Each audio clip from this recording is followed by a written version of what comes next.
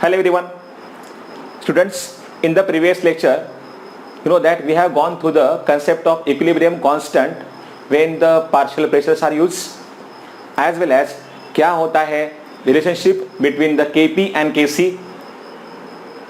उसके अलावा हमने देखा था how to predict the units for the equilibrium constants, and you know that it is a different for the different reaction, as well as homogeneous and heterogeneous equilibria, और कैसे मिलता है हमें equilibrium constant in case of heterogeneous equilibria. ठीक है, इसके बाद आज हम जानेंगे अगले टॉपिक के बारे में जो है कैरेक्टरिस्टिक्स ऑफ इक्विलिब्रियम कांस्टेंट. इसके साथ हमें देखना है कि ये जो है इक्विलिब्रियम कांस्टेंट इसके क्या क्या है एप्लीकेशंस. एक्चुअली जो भी होता है इक्विलिब्रियम कांस्टेंट के values like Kc and Kp, how they are useful, ये हम जानेंगे आज लेक्चर में. ठीक है, चलिए शुरू करते हैं यहाँ से. It's nothing but the characteristics of equilibrium constant. मेरे ख्याल से इससे पहले भी मैंने आपको बताया था इनके बारे में. चलिए करते हैं revise. So you know that equilibrium constant value, equilibrium constant जो होता है,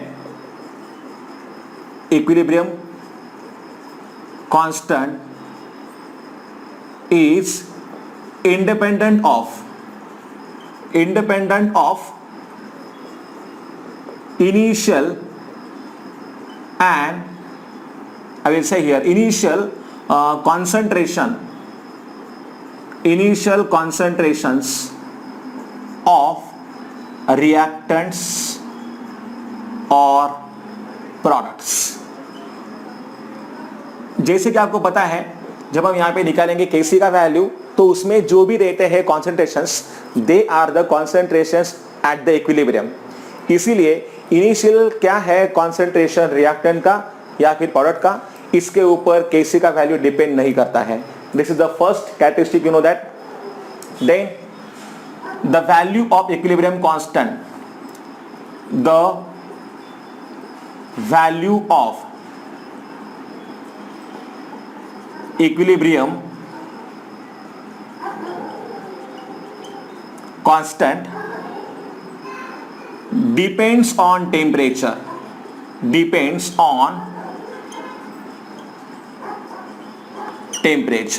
देखिए Kp हो या फिर Kc हो, ये दोनों जो वैल्यू है ये डिपेंड करते हैं टेम्परेचर के ऊपर.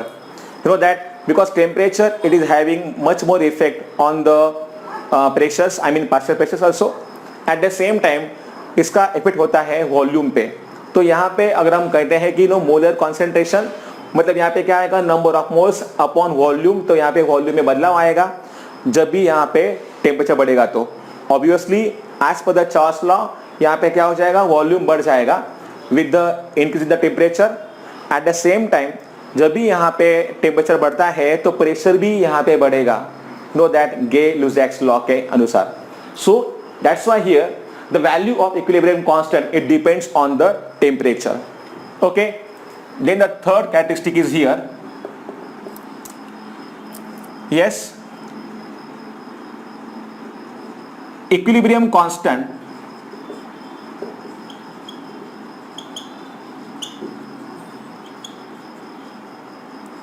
values are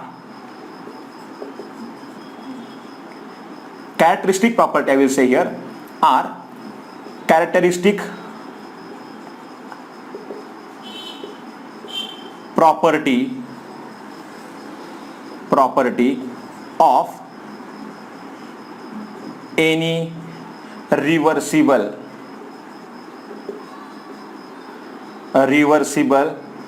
reaction, and it depends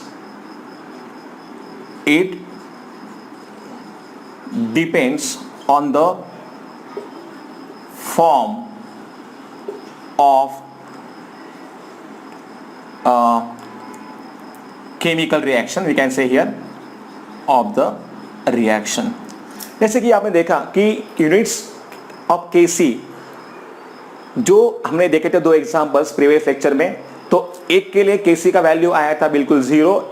Kc, I mean the value unit of Kc was nothing तो जो था पहला रिएक्शन, इसके लिए यूनिट कुछ भी नहीं था, लेकिन दूसरा वाला जो रिएक्शन था इसके लिए हमने शायद निकाला था यूनिट, आपको पता होगा।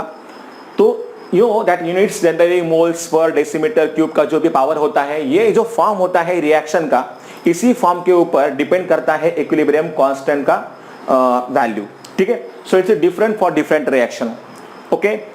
Now see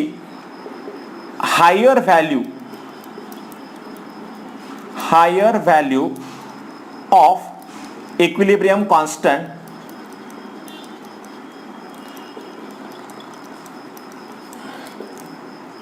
means, yes, more concentration of products than the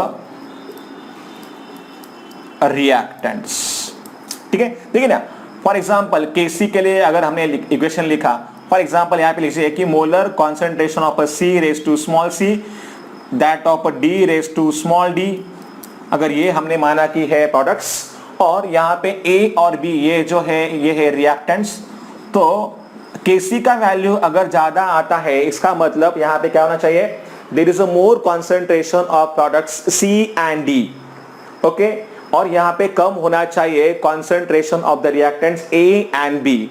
so higher value का मतलब जो होता है इक्विलिब्रियम कांस्टेंट का कि the reaction is proceeding in the forward direction. अगर हमने मान लिया कि ये है general reaction, a moles of A, b moles of B react together to form C moles of C and d moles of D, तो यही reaction के लिए हमने लिखा है कि सी का वैल्यू, अगर C और D का वैल्यू ज्यादा आ रहा है इसका मतलब क्या हुआ है, equilibrium is shifted to the RHS side, right hand side, या फिर we can say here forward reaction is proceeding more, that's why we are getting here more concentrations of the C and D। तो जैसे ही C and D का value ज्यादा होगा, KC का value यहाँ पे क्या होगा, ज्यादा होगा। इसका मतलब क्या होता है कि KC का वैल्यू जो है ये ज्यादा तभी होता है कि जब हमें मिलेगा ज्यादा से ज्यादा concentration of the product, okay. So these are nothing but the characteristics of the equilibrium constant. Now let's see what are the applications of this equilibrium constant. I will write here applications.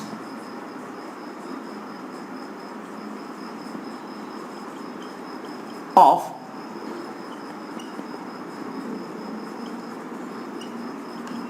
Equilibrium constant. इसका जो पहला application है, you know that it is use for the prediction of reaction, prediction of direction, I will write here direction of reaction, ठीक है। देखिए equilibrium constant का जो value है, इससे हमें मालूम चलेगा कि जो डायरेक्शन है रिएक्शन का वो किस तरफ है, I mean on the forward direction और ऑन द रिवर्स डायरेक्शन।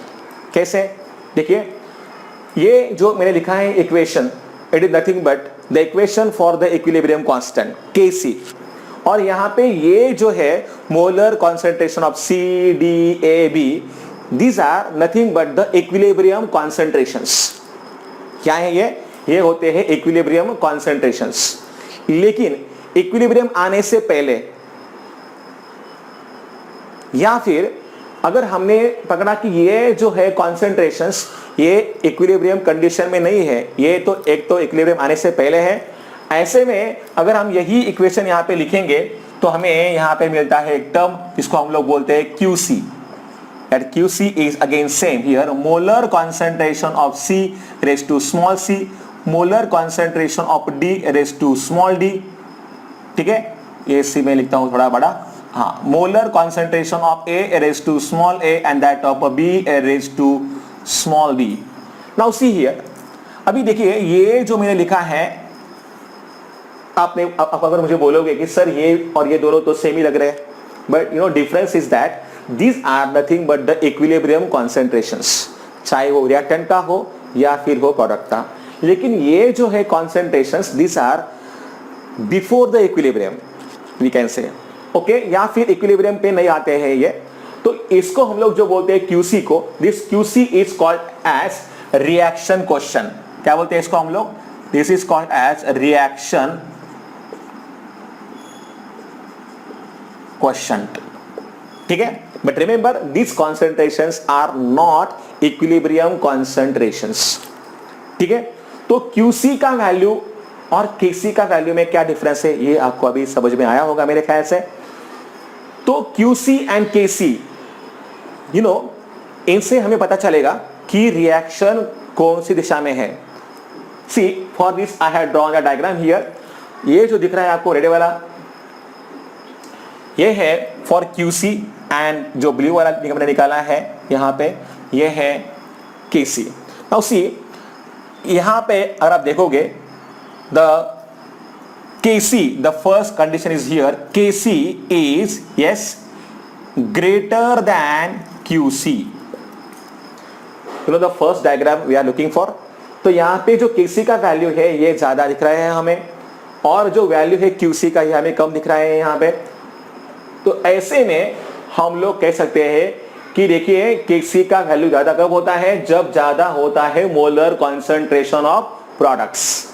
इसका मतलब ये है कि ये जो रिएक्शन हमें दिया है, it is proceeding more towards the product side. मतलब रिएक्शन कहां से कहां हो रहा है? It is taking place in the forward direction from the reactants to the products.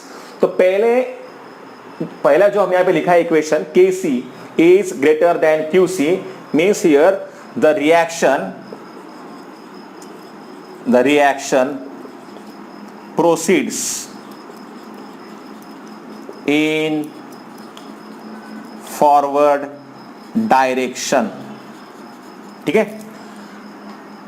Second चीज देखिए, QC और KC का वैल्यू जब दोनों वैल्यू इक्वल हो जाएंगे, ये है KC और ये है QC। तो KC क्या होता है? I told you here all the values are nothing but, I mean all the concentrations are only and only equilibrium concentrations. लेकिन ये जो है QC यहाँ पे इधर क्या होते हैं? This are the concentration values but before the equilibrium. जब ये दोनों वैल्यू हो जाएंगे equal, KC is equal to हो जाएगा QC, at that time we can say the chemical equilibrium is reach.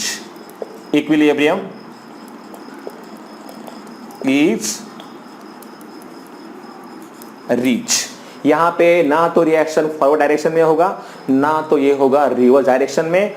Reaction is at equilibrium state, okay. तो ये हमें मालूम चलेगा अगर KC का वैल्यू इक्वल होगा QC से। आप यहाँ पे देख सकते हो, ये जो दिख रहा है आपको रेड वाला पोर्शन, ये है QC के लिए, और जो है KC वाला है ये है ब्लू। दोनों भी यहाँ पे आपको इक्वल दिखाई दे रहे हैं। So we can say here reactants and products are at equilibrium. At that time, whatever the concentrations are there, they are known as the equilibrium concentrations only, ठीक है। अभी जो तीसरा दिख रहा है आपको यहाँ पे कंडीशन, ये है yes if QC is greater than KC। देखिए QC, as I told you, these are the concentrations before the equilibrium, or you can say they are not at equilibrium। तो ऐसे में अगर QC का वैल्यू ज्यादा हो रहा है, इसका मतलब अभी भी इक्विलिब्रियम नहीं मिला है, ओके। और we can say here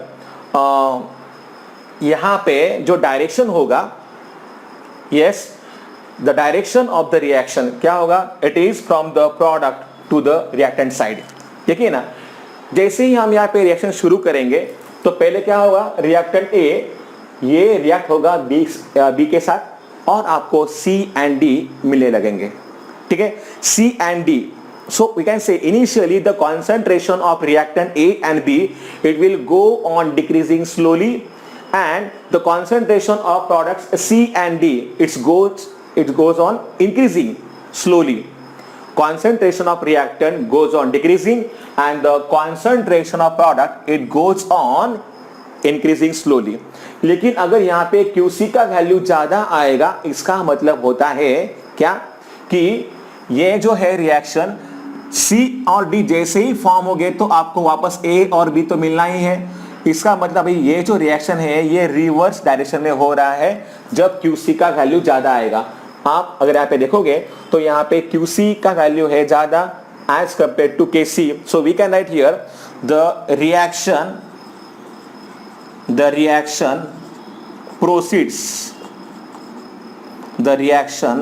proceeds in a reverse direction. So इस तरीके से इक्विलिब्रियम कांस्टेंट के वैल्यूज से हमें मालूम चलेगा कि डायरेक्शन कौन सा है रिएक्शन का।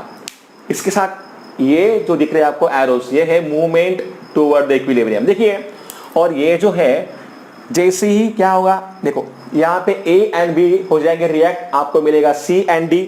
C एंड D पहले कुछ भी नहीं था eight the start of the reaction, लेकिन जैसे ही आपको C एंड D मिलेगा, C and D they will react back and reverse reaction यहाँ पे होगा। जब दोनों भी रिएक्शन हो जाएंगे इक्वल, तब हमें मिलेगा इक्विलिब्रियम। तो ये दोनों भी, अगर देखिए ये एरोज हमें यहाँ पे बताएंगे कि this is nothing but the movement towards equilibrium, क्योंकि जब रिएक्टेंट मिलने लगेंगे प्रोडक्ट से तो आफ्टर सम टाइम, कुछ देर के बाद obviously rate of forward reaction और rate of reverse reaction equal होने वाला है। और इस हिसाब से ये क्या दिखाई दे रहा है, ये है arrow. So at this condition we can say when QC is equal to KC, then we can say that the equilibrium is reached. So in this way we can predict the direction of the reaction. I just think that you should note down all these things properly.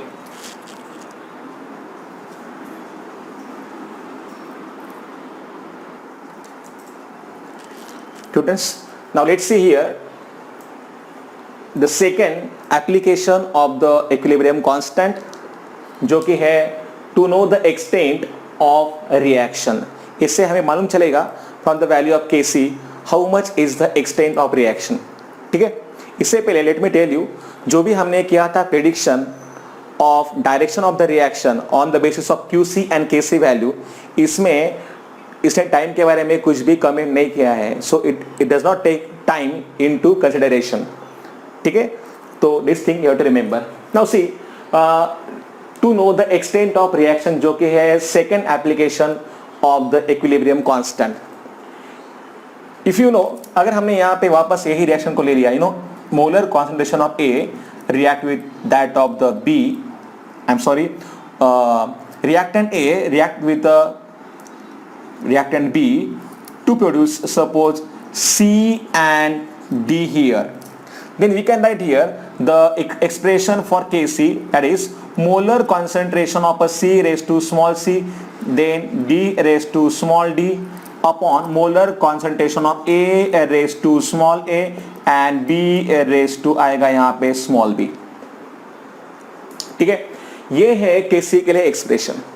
और इस expression से हमें एक बात का पता चलता है कि the magnitude of Kc, it's value, the magnitude of the Kc is directly proportional to the molar concentration of products.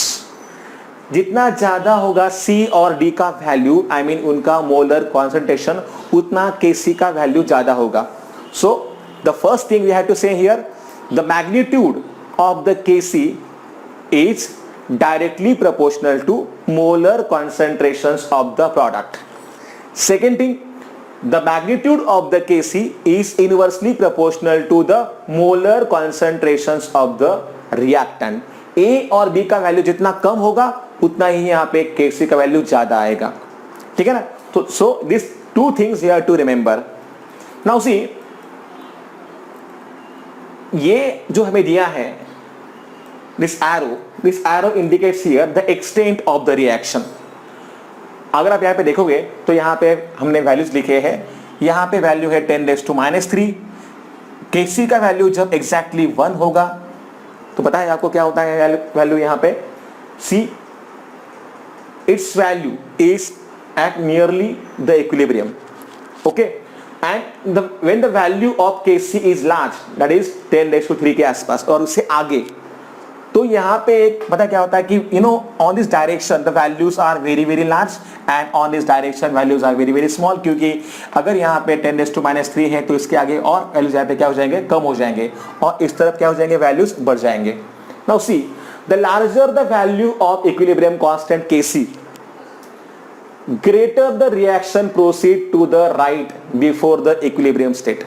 जितना Kc का वैल्यू ज्यादा आएगा उतना हम यहाँ पे कह सकते हैं कि reaction is proceeding in the forward direction, I mean towards the product side, and you are getting appreciable amount of products here. और यहाँ पे बहुत कम होगा रिएक्टेंट का concentration.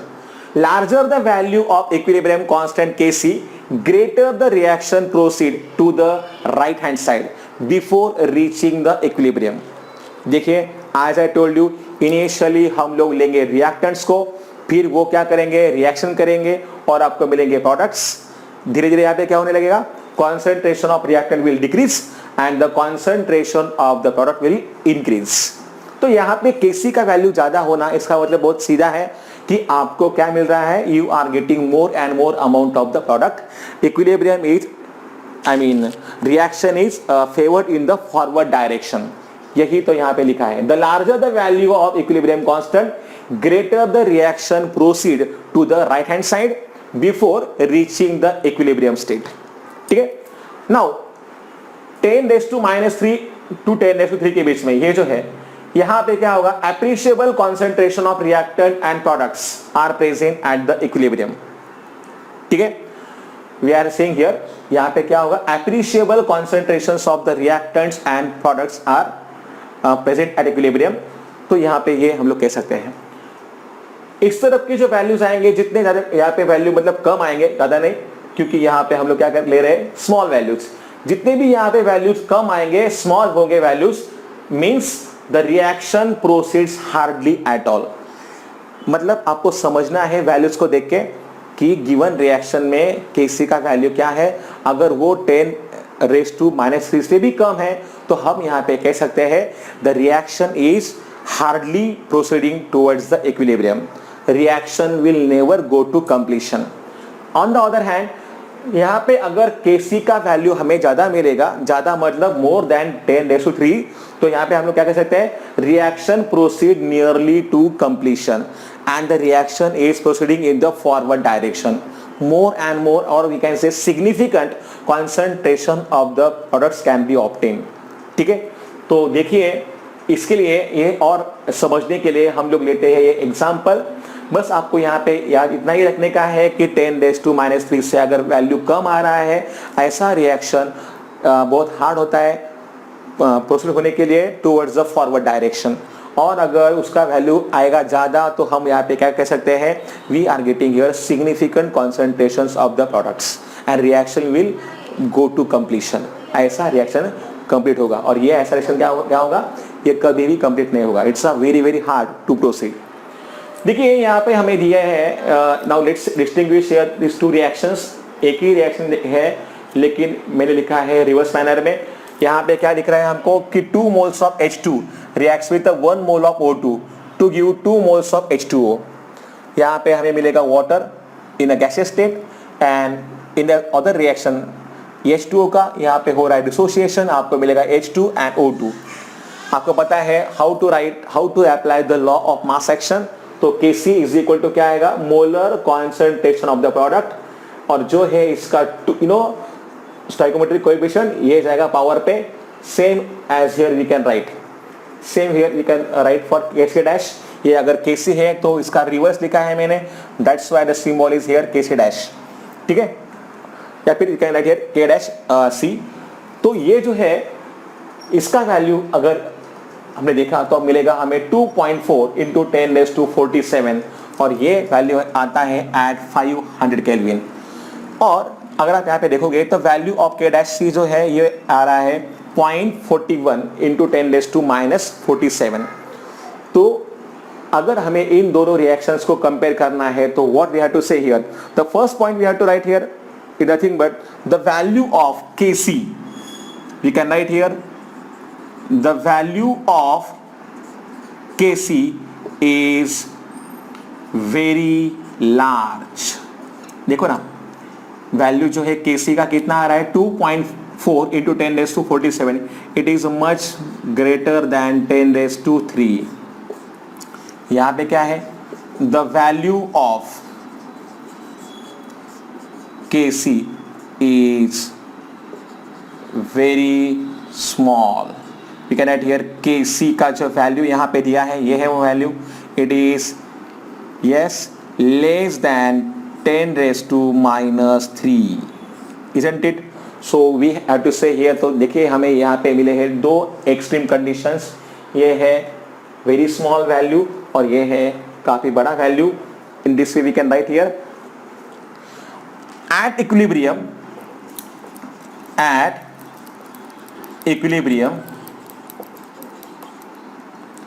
significant concentration of reactants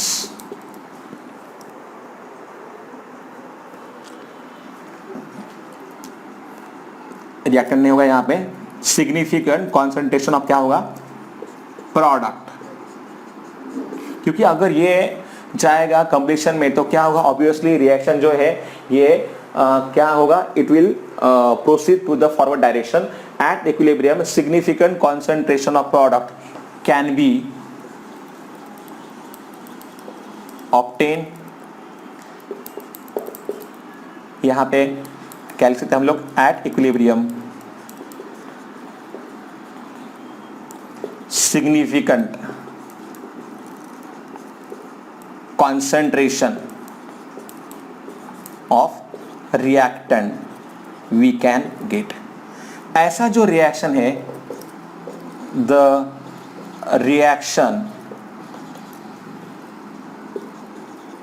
favors in forward direction।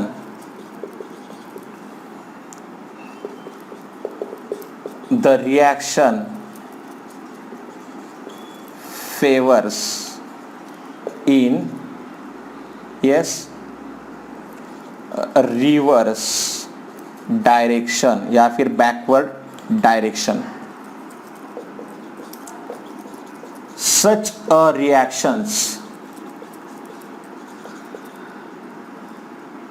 reaction will nearly go to completion।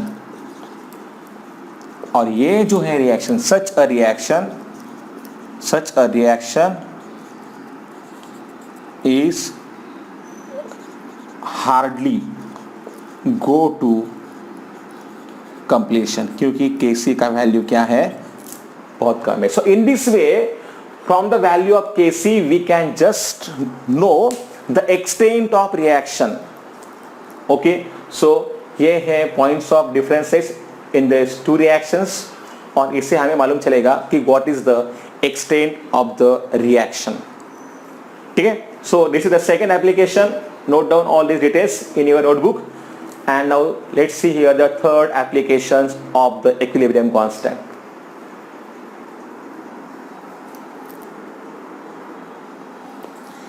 इससे के पहले हम लोग आगे बढ़े, ये जो प्रॉब्लम दिया है आपके टेक्स्ट बुक में, can you tell, it is based on the extent of reaction. चलिए देख लेते हैं इसको। Comment on the extent to which the forward reaction will proceed from the magnitude of equilibrium constant for the following reactions. जो आपको दिया है पहला रिएक्शन वो है H2 plus I2, it gives twice HI and the value of Kc is here 20। Kc का value यहाँ पे 20 है एट 550 केल्विन। और दूसरा जो रिएक्शन दिया है इसके लिए दिया है Kc का वैल्यू 10⁻18। चलिए देखते हैं क्या है इसका answer.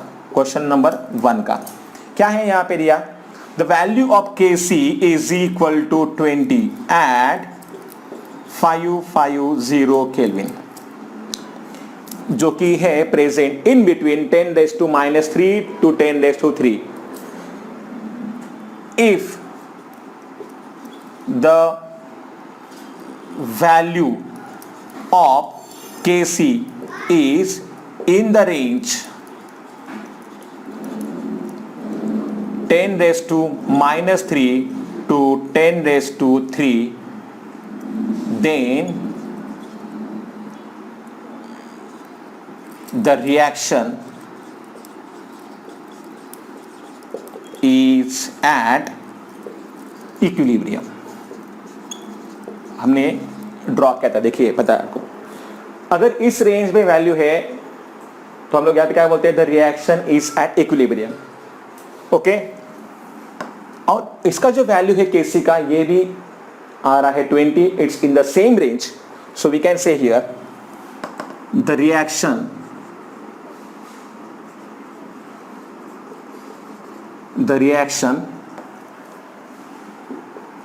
will have, yes, significant concentration of reactants and products at equilibrium. मतलब ये जो रिएक्शन रहेगा it is at the equilibrium state only. ठीक है. दूसरा क्या दिया है यहां पे, the value of Kc is equal to 10 raise to 18 at 550 kelvin.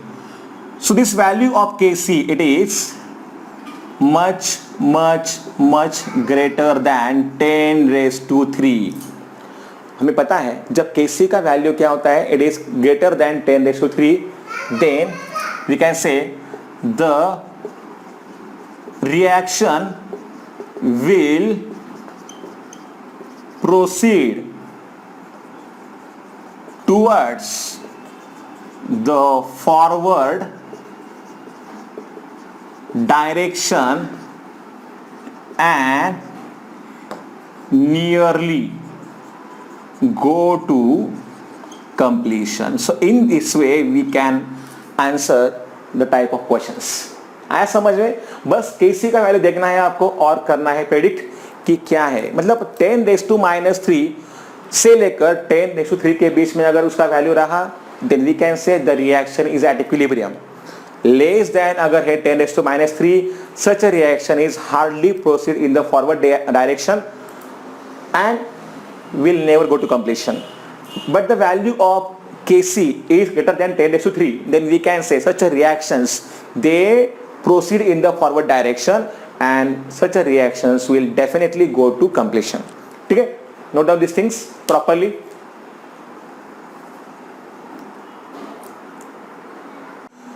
Next जो दिया है आपको application, it's a third application ना, yes it's a third application of the equilibrium constant, और ये है to calculate the equilibrium concentrations.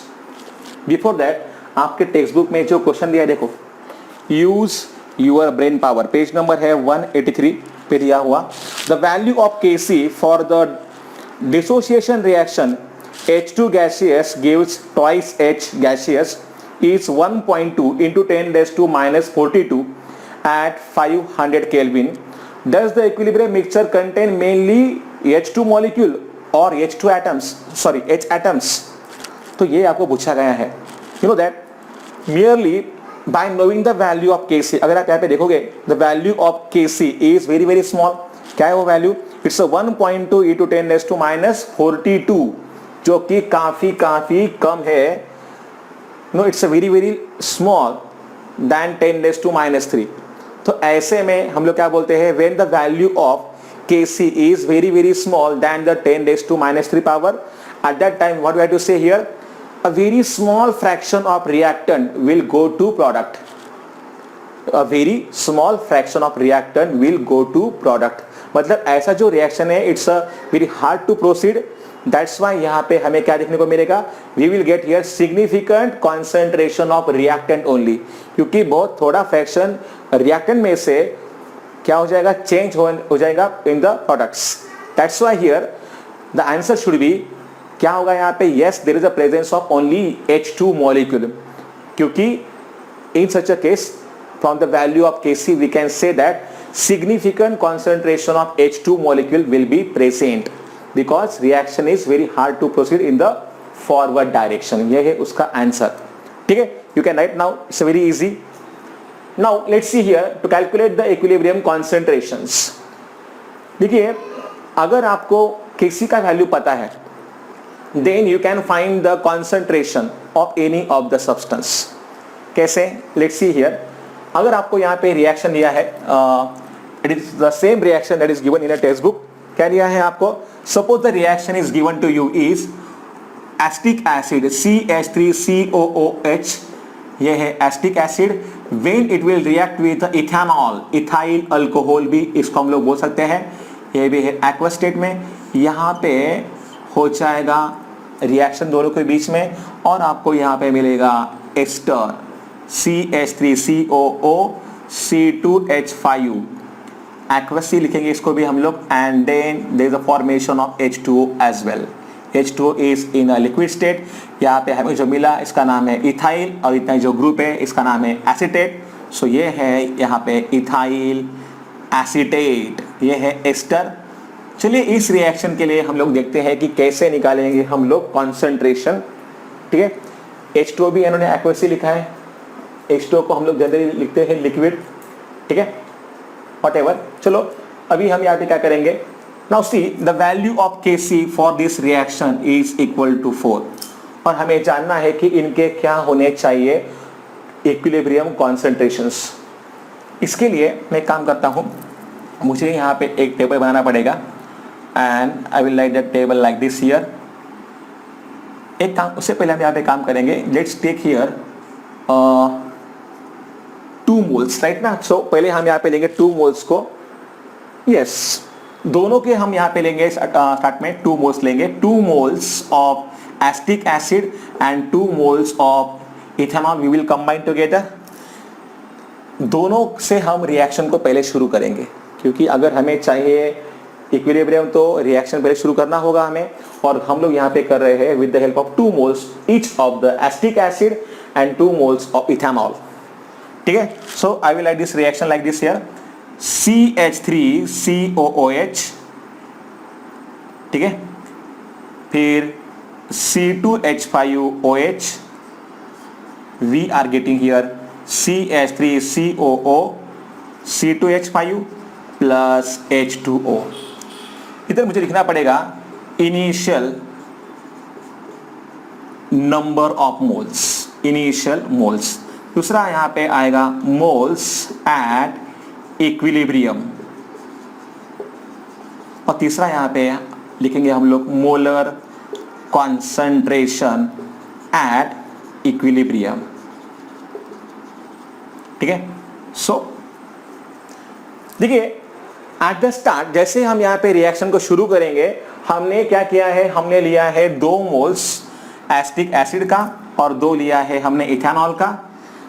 At the moment we started the reaction यहाँ पे कितने मोल्स होंगे दोनों के? यस, 0. क्यों?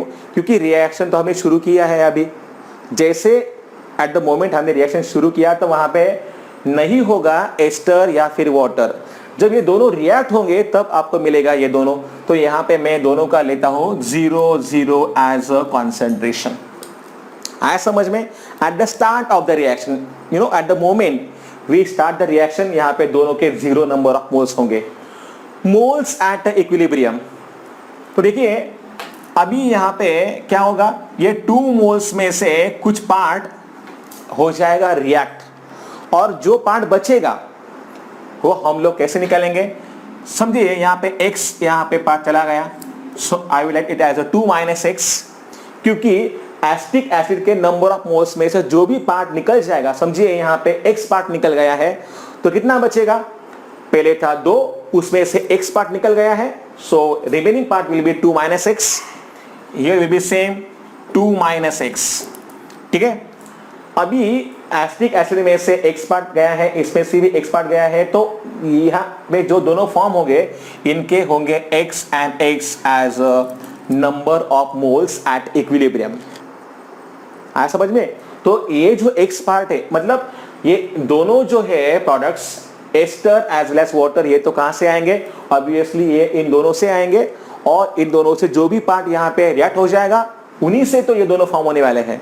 तो जो पार्ट यहाँ पे निकल गया है वो है X, और उतना ही पार्ट यहाँ पे फॉर्म होगा, और वो है यहाँ पे X and X।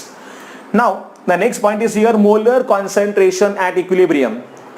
You know, this is the first thing, this is the second thing, and now this is the third thing. Molar concentration के बारे में मैंने बोला है आपको, इसका फॉर्मूला क्या होता है? Number of moles upon volume. ठीक है, तो यहाँ पे जो नंबर ऑफ मोल्स है इक्विलिब्रियम में वो कितने हैं? वो है 2 - x, और वॉल्यूम हमें पता नहीं है। चलिए हम यहाँ पे v लेते हैं, क्योंकि वॉल्यूम यहाँ पे हम सेम ही लेंगे।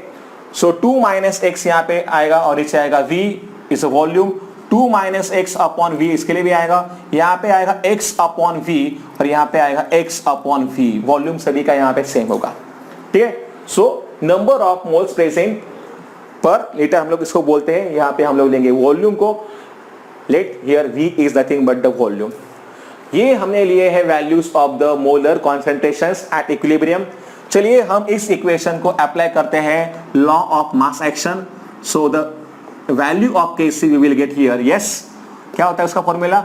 Molar concentration of ester CH3COO C2H5 into molar concentration of water divided by molar concentration of acetic acid CH3COOH into molar concentration of ethanol। ठीक है, चलिए ये वैल्यूज, ये आपको पता है हमने अप्लाई किया इस इक्वेशन को। मैं चाहिए तो बोलता हूं इक्वेशन नंबर 1, और मैं यहां पे लिखता हूं applying law of mass action to equation 1, we get the value of Kc। CH3COO C2H5 का क्या है मोलर कॉन्सेंट्रेशन? वो है यहाँ पे x अपॉन v। चलिए मैं यहाँ पे जो वैल्यू है यहाँ पे पुट करता हूँ उसका, x अपॉन v। H2 का क्या है? ये भी है x upon v, x upon v। ठीक है, and 2 - x upon v will be here, and here will be 2 - x upon v। Don't forget, यहाँ पे जो Kc का वैल्यू हम लोग लेंगे, ये हमें दिया है equal to 4। So Kc is equal to 4 here. क्या होगा यहाँ पे? देखिए जो v का पार्ट है ये तो कट हो जाएगा, क्या बचेगा? x into x is nothing but here, मैं थोड़ा सा यहाँ पे लिखता हूँ, x into x is nothing but x square here। नीचे क्या है? 2 - x ब्रैकेट का भी यहाँ पे आएगा स्क्वायर, और 4 जो है मैं लिखता हूँ इधर। चलिए टेकिंग द स्क्वायर रूट्स, सो यहाँ पे मिलेगा 2, यहाँ पे क्या मिलेगा? x, यहाँ पे है 2 - x। क्या किया हमने यहाँ पे? By taking square roots.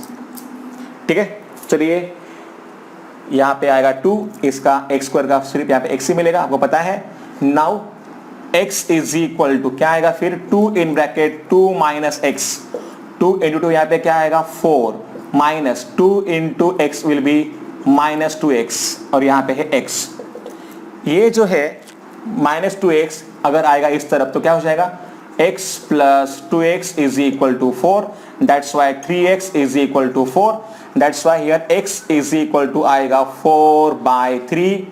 इसका जो वैल्यू आपको मिलेगा मेरे ख्याल से वो क्या मिलेगा? 3 × 1 = 3, कितने बचेंगे? 1, 3 × 3 = तो this factor x is equal to 1.33 यहाँ पे आ रहा है, सो x is equal to आएगा 1.33। तो अगर हमें वैल्यू चाहिए, if we want here the concentration of the CH3COOH, तो 2 - x हमें करना पड़ेगा। So for this we have to write here the concentration of that. Yes, x का वैल्यू जो हमें मिला है ये है x is equal to 1.33, that's why 2 - x का जो वैल्यू है ये क्या आएगा इधर? यस, 2 - 1.33, तो क्या था इसका वैल्यू? इस value will be equal to 0.67, ये आएगा 2 - x जो कि इन दोनों का रहेगा मोलर कॉन्सेंट्रेशन। सो 0.67 यहाँ पे क्या आएगा, this is nothing but the number of moles present both for the acetic acid as well as for the ethanol. So in this manner we can calculate the equilibrium concentration. Volume यहाँ पे जो भी दिया रहेगा सबके लिए यहाँ पे सेम है. So we can say right now 0.67 moles will be present for acetic acid as well as for ethanol. और जो x का वैल्यू है मतलब ये किनके हुए, ये है इनके molar concentrations. So we can say here the molar number of moles